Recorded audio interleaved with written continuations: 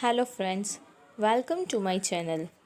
In today's session, we are going to discuss solution of exercise of chapter number 1, Super Senses, subject Environmental Studies, Standard 5.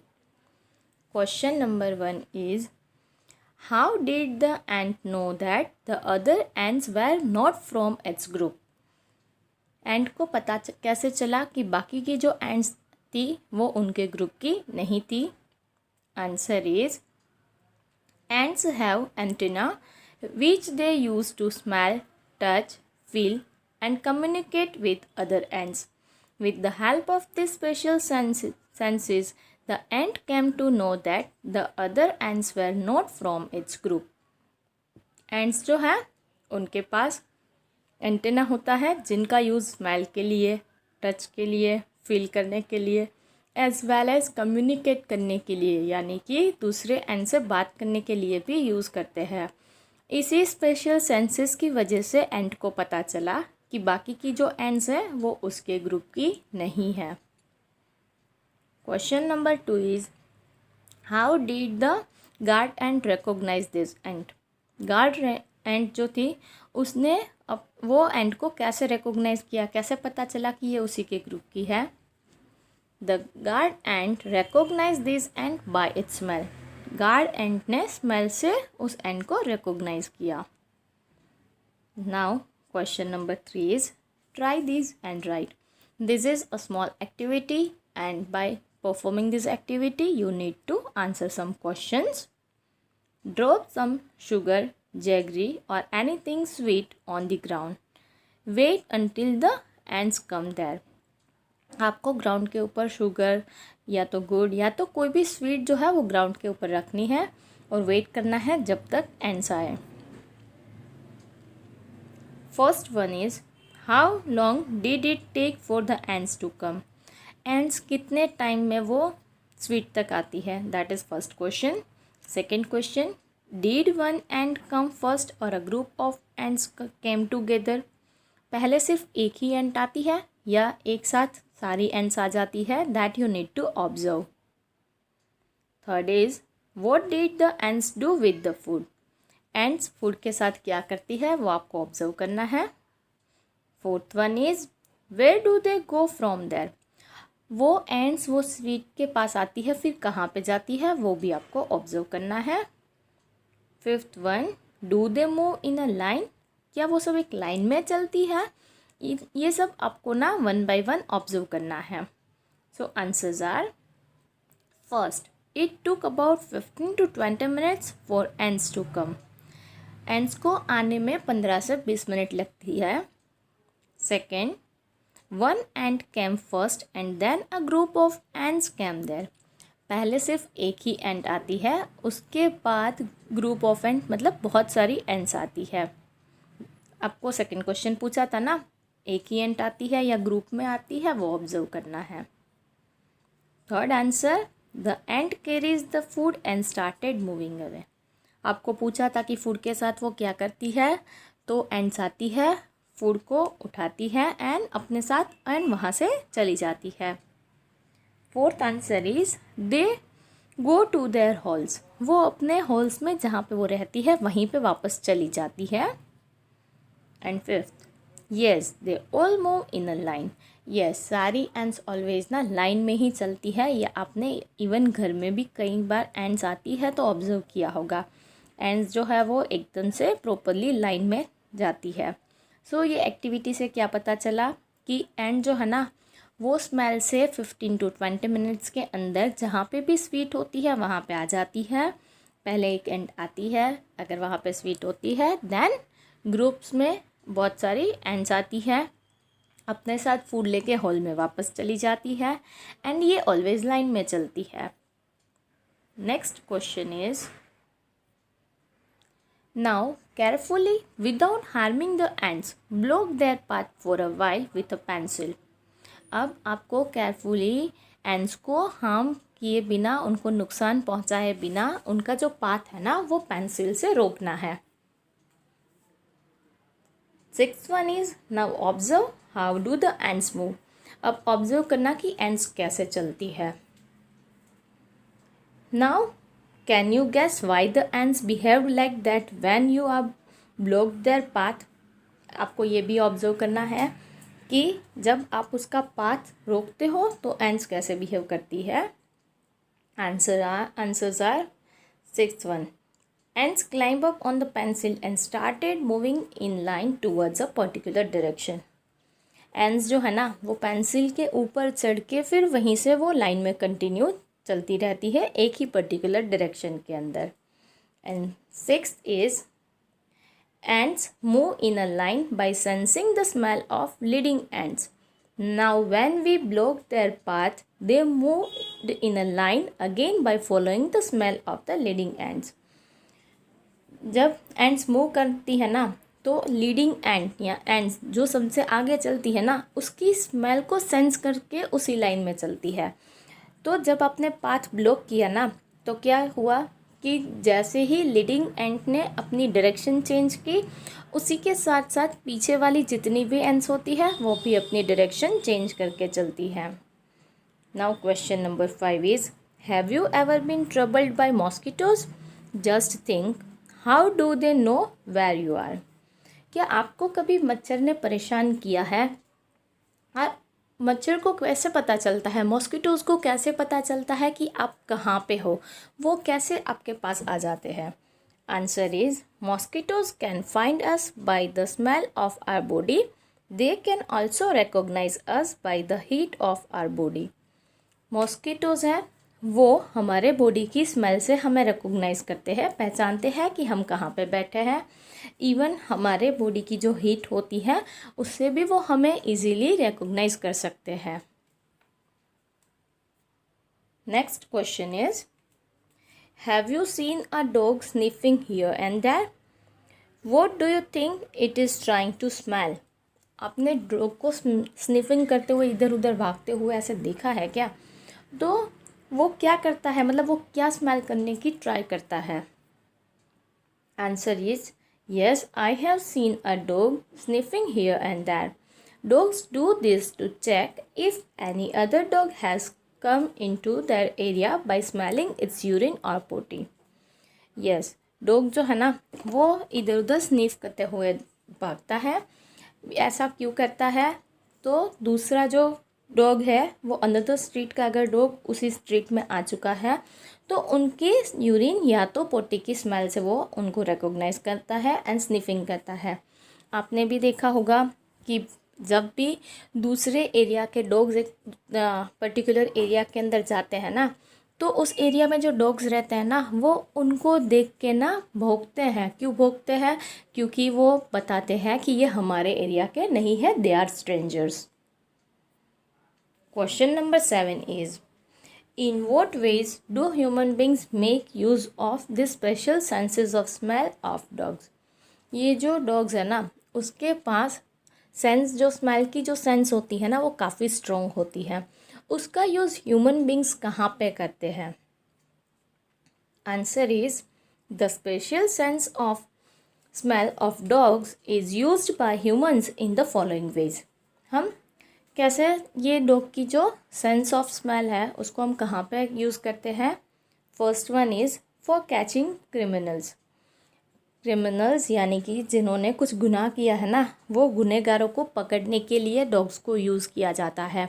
वो criminals की smell से identify करके बता सकते हैं। Second is for detecting undesirable things और bombs. जैसे पता चले कि यहाँ किसी प्लेस पे ना बॉम्ब रखा है तो वो बॉम्ब को भी इवन रिकॉग्नाइज करने के लिए, उसको डिटेक्ट करने के लिए डॉग्स का यूज़ होता है। ये आपने कई बार टीवी में देखा होगा कि ऐसे अगर किसी गुनहगार को पकड़ना है या तो बॉम्ब को आइडेंटिफाई करना है, उसको डिटेक्ट करना है, देन डॉग्स को भी इंक्लूड किया जाता है। Question number 8 is, when do you find your sense of smell helpful to you? List some examples, like to know by its smell that food has gone bad or that something is burning। हमारे अंदर भी sense of smell होती है, उसका हम कहाँ पे use करते हैं? हमें कुछ एग्जांपल्स देने हैं।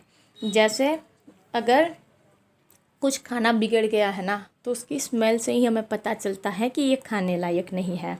या तो अगर कोई चीज़ जल रही है तो भी हम स्मेल से बता सकते हैं कि अभी कुछ जल रहा है, गैस जो है उसको आपको स्टोव का आपको ऑफ़ करना है। तो ऐसे कुछ एग्जांपल्स हमें देने हैं कि कहाँ पे हम अपनी सेंस ऑफ द स्मेल को यूटिलाइज करते हैं। Answer is our sense of smell can be helpful to avoid accidents in case of gas leak and or burning wires etc.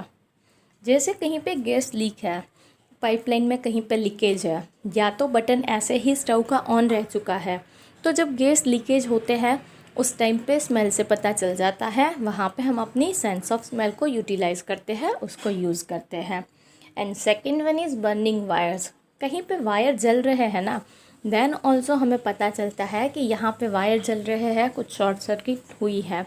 तो उन सब जगह पे हम अपनी सेंस ऑफ स्मेल को यूज़ करते हैं।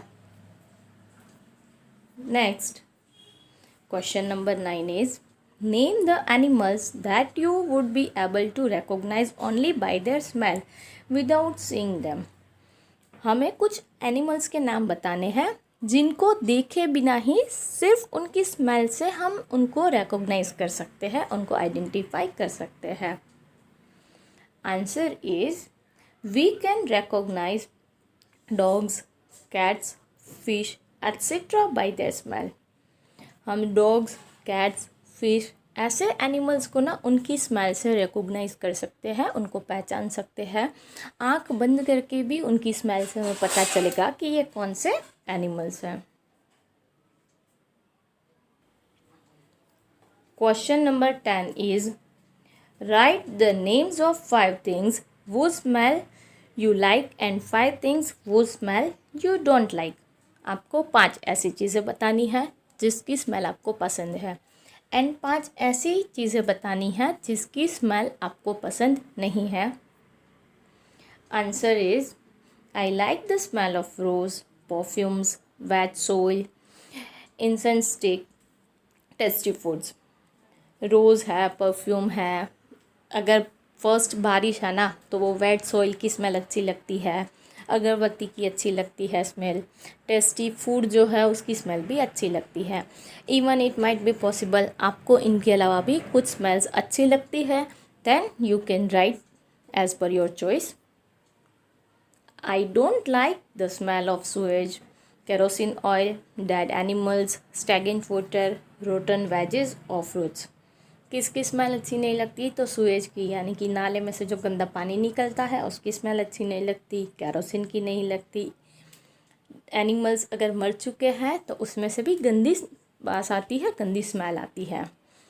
स्टेगनेंट वाटर यानी बहुत टाइम से पानी पड़ा हुआ है, उसकी स्मेल भी अच्छी नहीं लगती है। बिगड़े हुए veggies as well as fruits की स्मेल भी अच्छी नहीं लगती है। Next question is do the clothes of any of your family member smell whose. क्या ऐसा कभी हुआ है कि आपके फैमिली मेम्बर्स में से किसी भी एक फैमिली मेम्बर के कपड़े में से स्मेल आ रही है? किसके कपड़े में से आती है? Answer yes, when my father comes back home from his job, his clothes smell unpleasant. हाँ, जब पापा जॉब से आते हैं तो उनके कपड़ों में से स्मेल आती है जो अच्छी नहीं लगती है। Actually it is not necessary कि हर एक के फादर के ही मतलब कपड़ों से स्मेल आती है। कुछ लोगों का पसीना ऐसा होता है जिससे स्मेल गंदी आती है, और इवन हम फ़ैन के नीचे नहीं बैठेंगे और वेट जो है वो निकलता है स्वेट, देन इट पॉसिबल कि स्मेल गंदी आती है।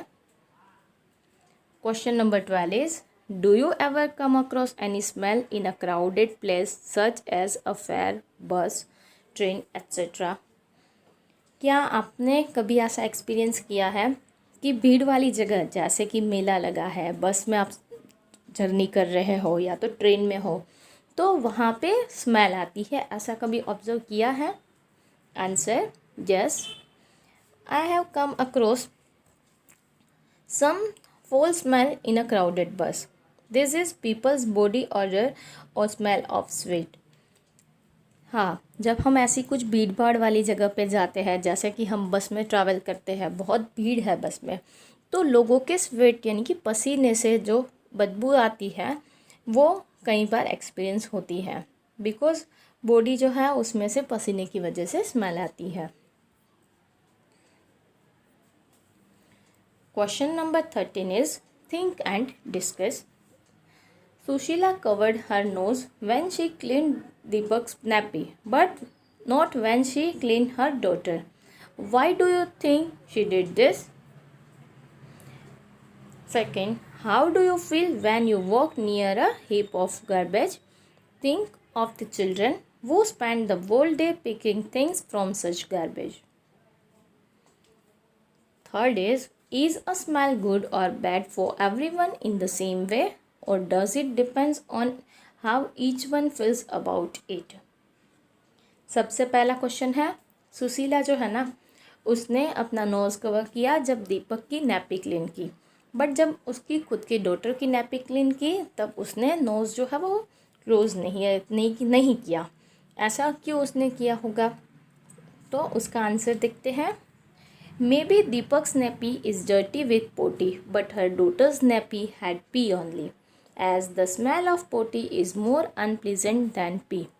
So, Susila had to cover her nose while cleaning Deepak's nappy, but not while cleaning her daughter's nappy.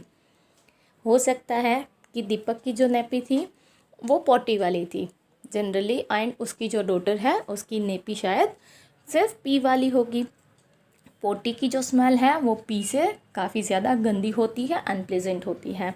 तो हो सकता है कि ऐसी कुछ सिचुएशन होगी, तभी सुशीला ने जब दीपक की नैपी क्लीन की पोटी वाली तो नोज़ जो है उसको क्लोज़ किया, उसको कवर किया, बट उसकी खुद की डॉटर की जो नैपी है वो पी वाली थी, दैट्स वाई उसने नोज़ को क्लोज़ नहीं किया, नोज़ को कवर नहीं किया।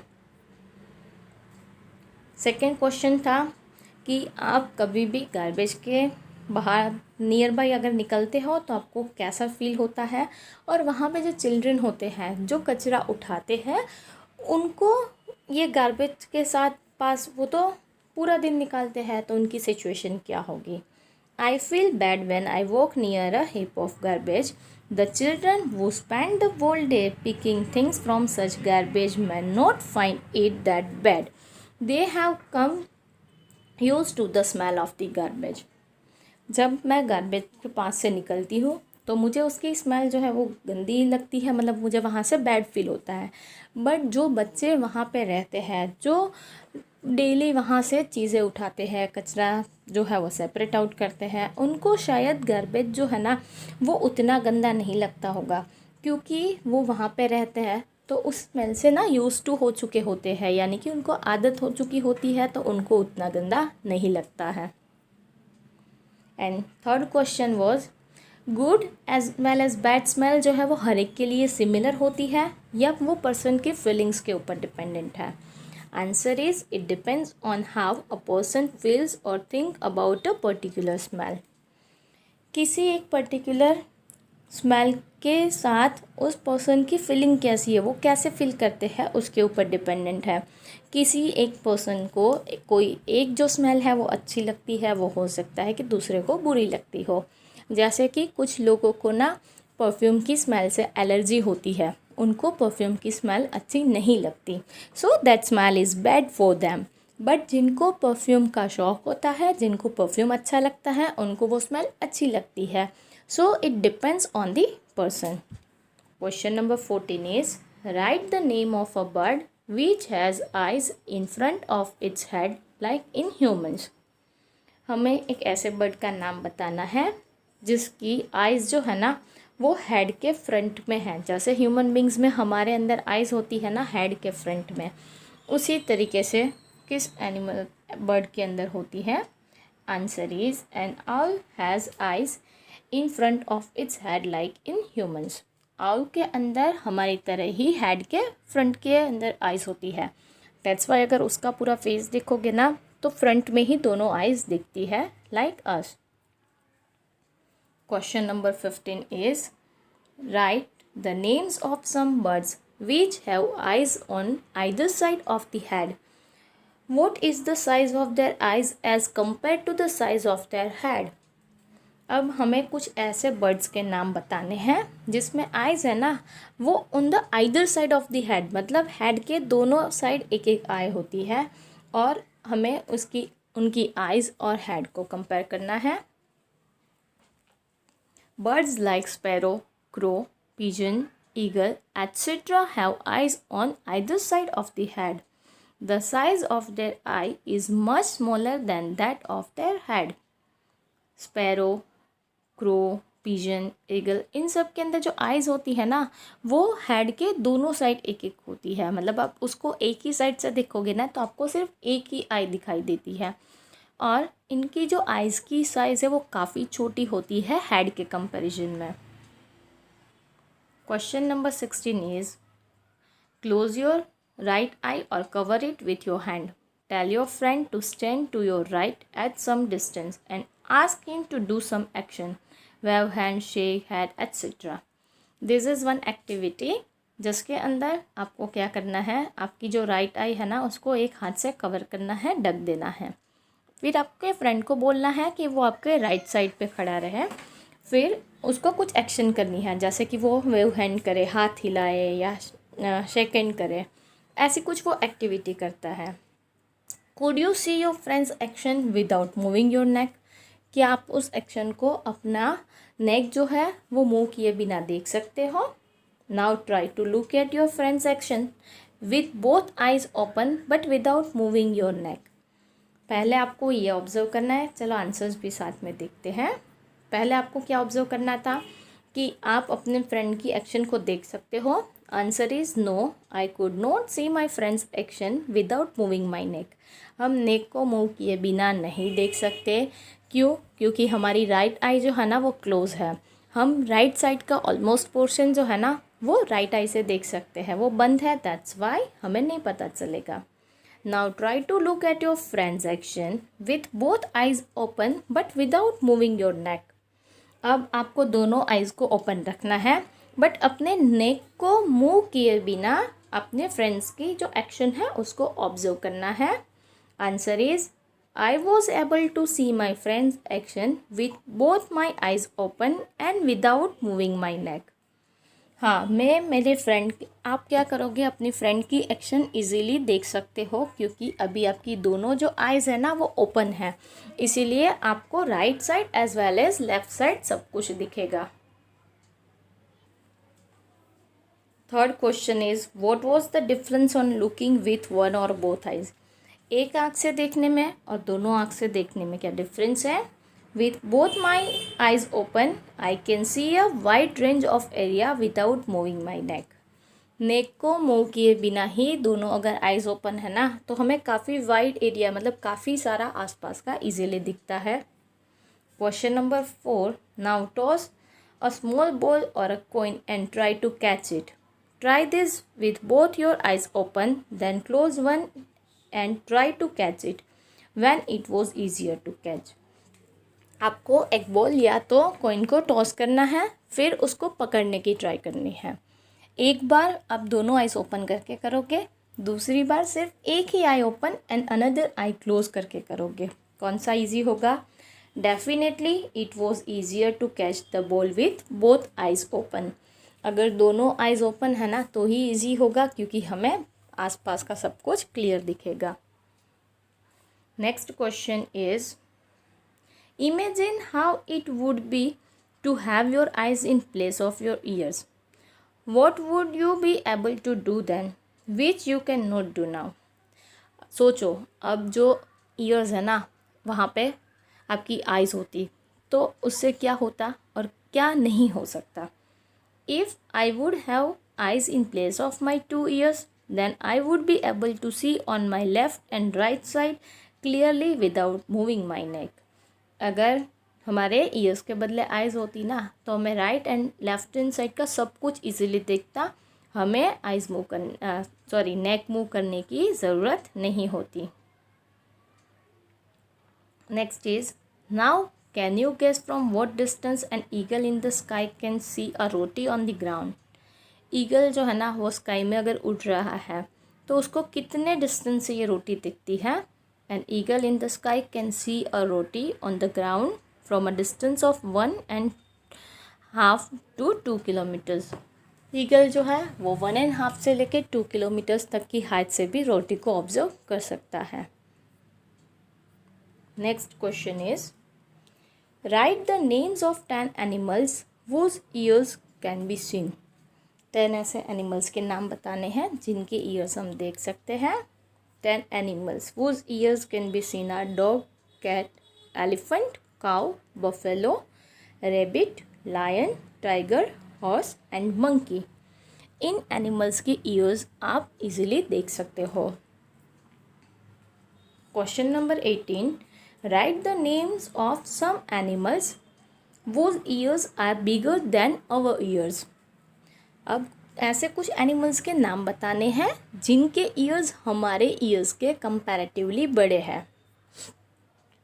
Answer is animals whose ears are bigger than our ears are elephant, dog, horse, buffalo, cow, etc। ये एलिफेंट, डॉग, हॉर्स इन सब के ईयर्स हमारे ईयर्स के कंपैरेटिवली बड़े होते हैं। Question number 19 is there some link between the size of animals' ears and their hearing? अब animals के ईयर्स की साइज़ और उनकी सुनने की जो कैपेसिटी होती है, इन दोनों के बीच कुछ रिलेशन होता है? इन दोनों के बीच क्या कुछ लिंक है? Answer is I think the link is that the large-sized ears of animals can collect more sound waves which make their hearing power stronger than ours। जो एनिमल्स के कान बड़े होते हैं ना, वो ज़्यादा साउंड के जो वेव्स हैं ना उनको कलेक्ट कर पाते हैं। इट मीन्स उनकी जो हियरिंग कैपेसिटी होती है, हियरिंग पावर होता है ना, वो हमारे कंपैरेटिवली स्ट्रोंगर होता है। एलिफेंट्स के जो बड़े बड़े ईयर्स होते हैं ना, उसकी वजह से वो काफ़ी सॉफ्ट साउंड को भी इजीली सुन पाते हैं, क्योंकि बड़े ईयर्स हैं तो ज़्यादा साउंड के वेव्स कलेक्ट करते हैं। Question number 20 is can you understand the sounds of some animals? Which animals? क्या आप किसी एनिमल्स के साउंड्स को उसको पहचान सकते हो? ऐसे कौन से एनिमल्स है, नाम बताना है। Answer is yes, I can understand the sound of some animals like dog and cat। yes, हम डॉग, कैट ऐसे एनिमल्स को उसके साउंड से ही पहचान सकते हैं। जैसे म्याऊ ऐसी कुछ आवाज़ आती है, आप इजीली कह सकते हो इट्स कैट, राइट। तो एनिमल्स की आवाज़ से भी हम उनको पहचानते हैं, उनकी आवाज़ हम समझते हैं। Question number 21 do some animals understand your language? Which one? क्या कोई एनिमल्स ऐसे हैं जो हमारी लैंग्वेज को समझ सकते हैं? कौन से एनिमल्स हैं? Yes, some pet like dog, cat and parrot can understand our language. हाँ, डॉग, कैट, पैरट ये सब हमारी लैंग्वेज समझते हैं। These are the pet animals. Parrot तो इवन कई बार आपने ऑब्जर्व भी किया होगा कि हम जो भी बोलते हैं ना वो रिपीट भी करते हैं, because they can understand whatever we say to it। Question number 22 is try this। This is an activity। For this short activity, find a quiet place in your school. Tell one of your friends to stand at a short distance and ask him to say something softly. The rest of you should listen carefully. Then all of you put your hands behind your ears as shown in picture। Let them children say some again as softly as before। In which case was the sound sharper? Ask your friend too। अब आपको क्या करना है, school पे या तो किसी भी एक प्लेस पे जहाँ पे एकदम से शांत जगह है, जहाँ पे कुछ भी आवाज़ नहीं है, वहाँ पे खड़ा रहना है। अपने एक फ्रेंड को बोलना है कि थोड़े से शॉर्ट डिस्टेंस पे वो खड़ा रहे और धीरे से कुछ बोले। आप सबको, बाकी सब स्टूडेंट्स को शांति से सुनना है। देन आपके ईयर्स के पीछे आपके हाथ रखने हैं और वापस आपके फ्रेंड को बोलना है कि वो वापस कुछ एकदम से सॉफ्टली बोले, शांति से कुछ बोले। अब आपको ऑब्जर्व करना है कि कौन से केस में आपको साउंड जो है ना वो शार्पर लगा। Answer is I could hear a sharper voice with my hands behind my ears. आपने जब कान के पीछे हाथ रखे ना, तो जब सुना कुछ, तो वो आवाज़ जो है ना वो शार्पर होती है. इवन आपको कोई कुछ धीरे से बोलता है और आप जब सुन नहीं पाते हो ना, तो क्या करते हो, ईयर्स के पीछे हाथ रख के सुनने की ट्राई करते हो. अगर कोई दरवाज़ा बंद है और अंदर कुछ आवाज़ आ रही है, आप क्या करोगे, धीरे से ऐसे कान डोर के नियर बाय रखते हो, हाथ रखोगे, तो क्या होता है, शार्पर वॉइस जो है वो आती है. हमारी जो हियरिंग कैपेसिटी होती है, हियरिंग पावर जो होता है वो थोड़ा स्ट्रोंग हो जाता है.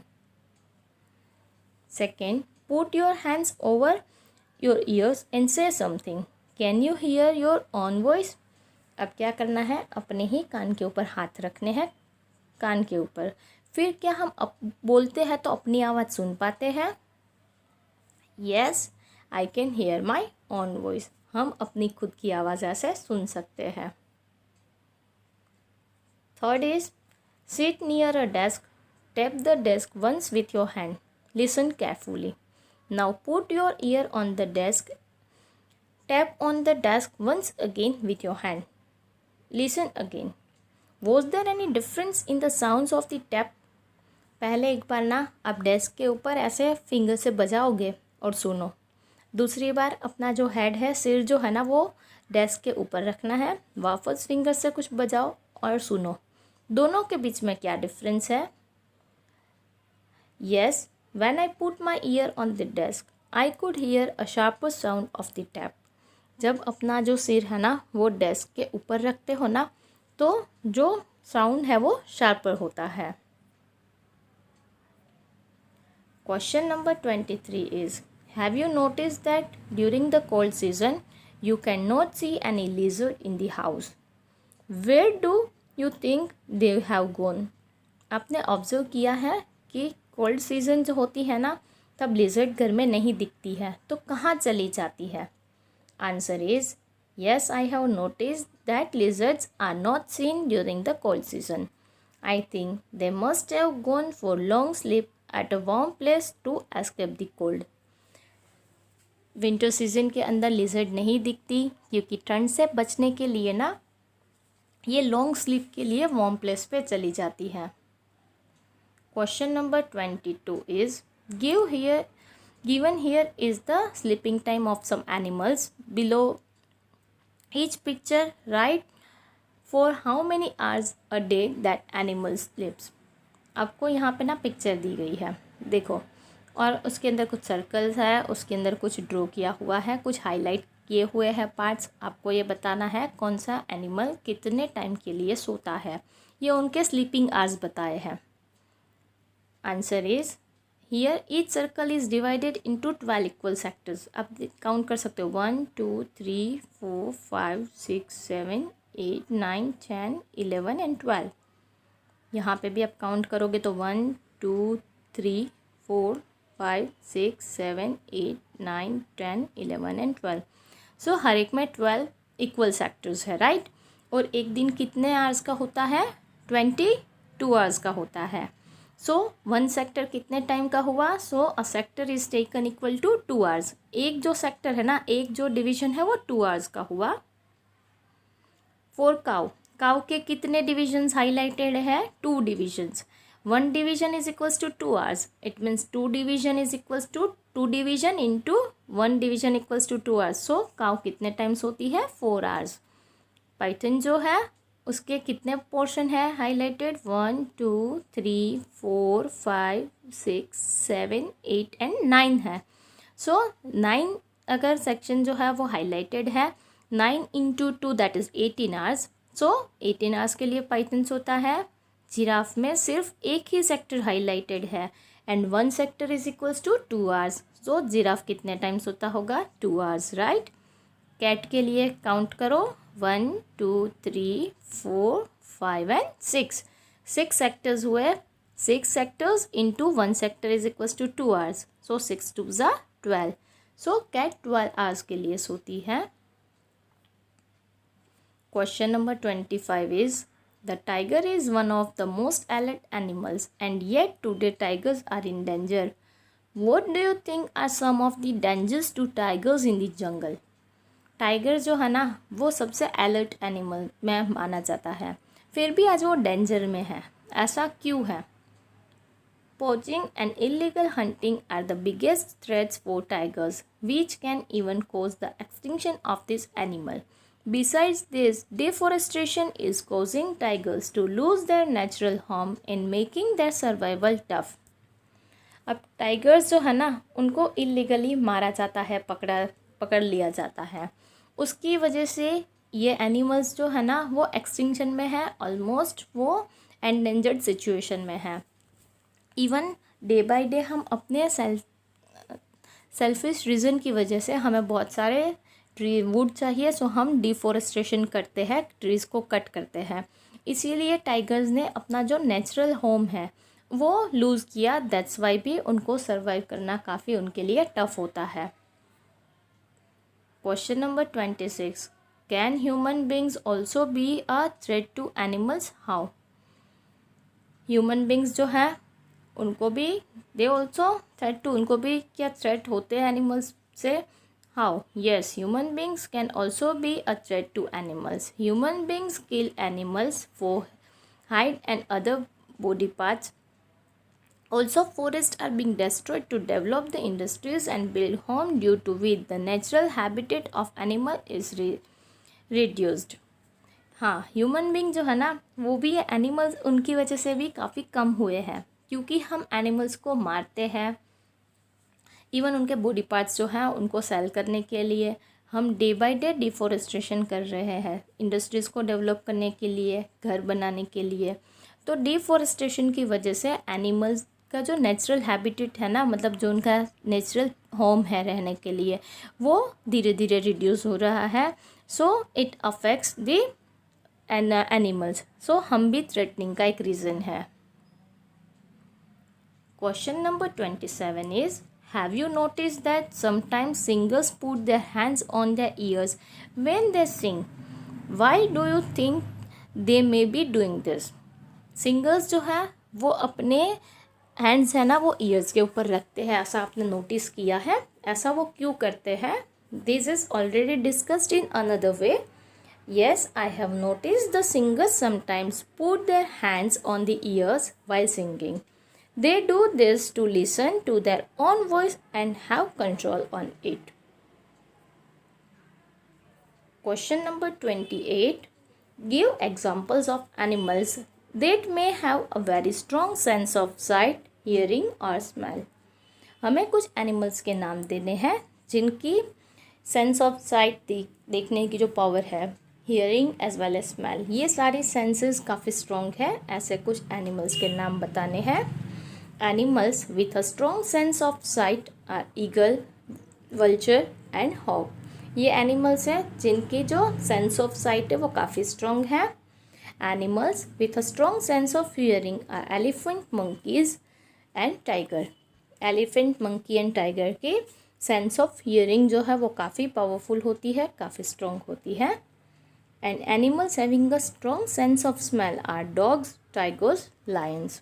Dogs, tigers and lions की जो sense of smell है वो काफ़ी strong होती है. We have discussed solution of the entire exercise. Hope you have enjoyed this session. If you have really enjoyed it, like this video, share it with your friends, and if you have not subscribed my channel yet, subscribe it. Thank you.